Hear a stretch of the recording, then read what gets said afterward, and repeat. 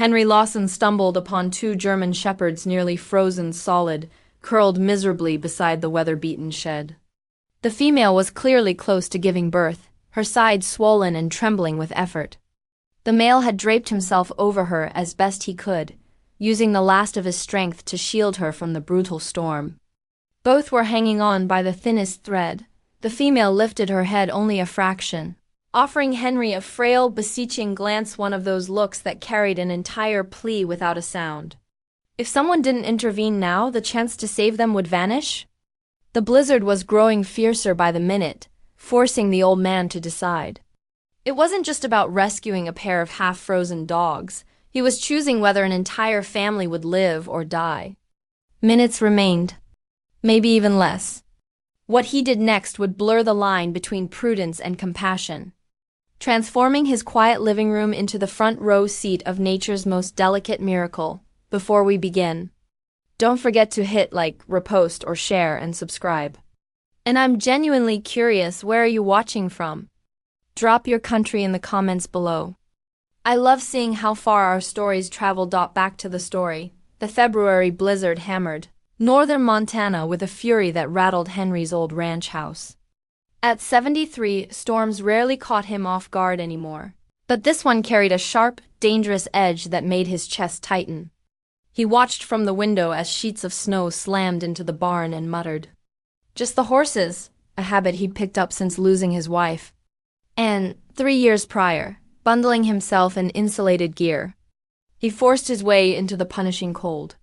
The horses were fine, but a faint, thin cry drifting from the direction of the equipment shed made him stop dead.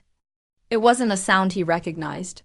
Battling wind and thigh-high drifts, he finally reached the source. Two German shepherds crammed beneath the meager shelter of an old tractor attachment, their coats stiff with ice, shaking uncontrollably.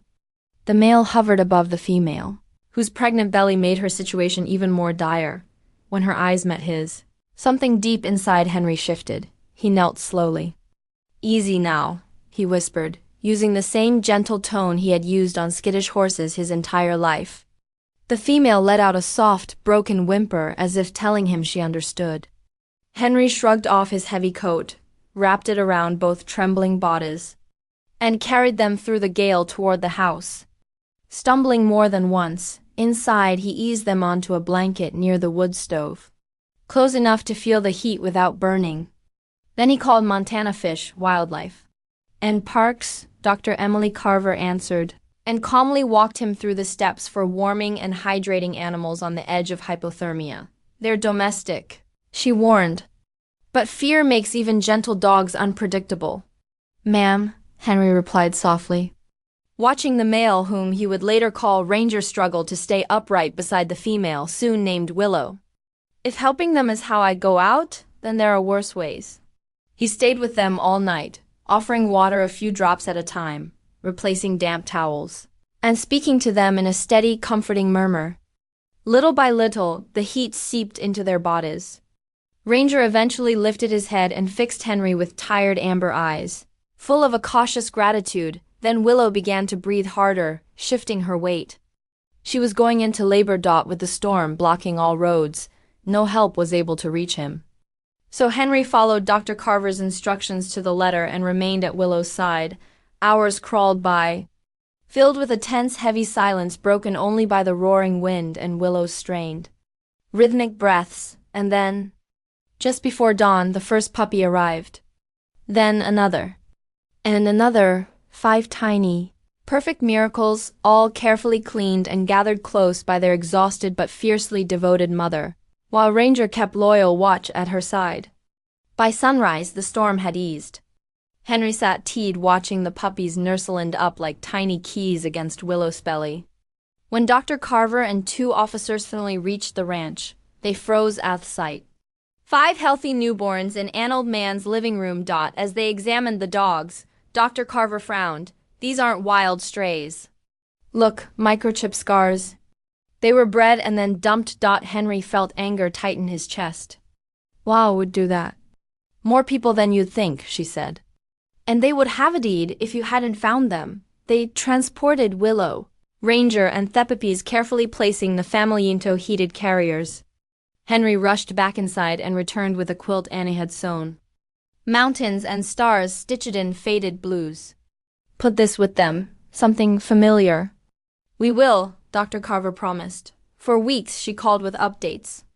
The puppies were thriving. Willow was a devoted mother. Ranger had recovered well after neutering.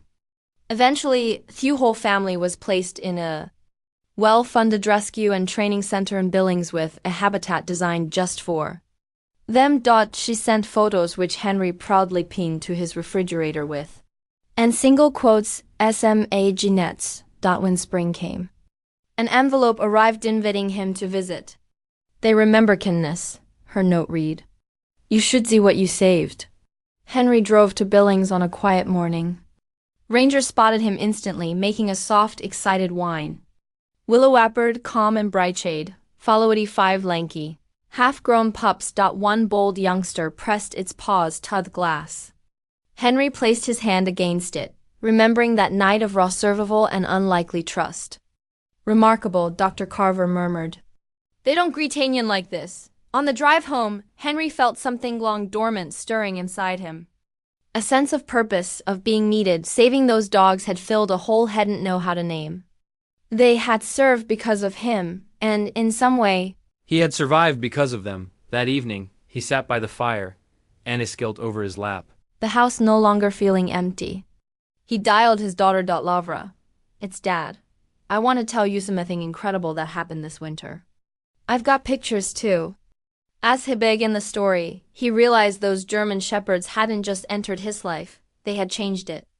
And on cold nights when the wind howled around Thuringe, Henry would look out at the snow and remember Rurz's watchful eyes, Willow's soft resilience.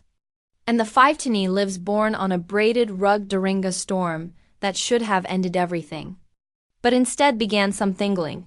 This story touched millions of hearts. If it touched yours, let us know with a like, comment, touching story, and subscribe or follow for more amazing stories like this.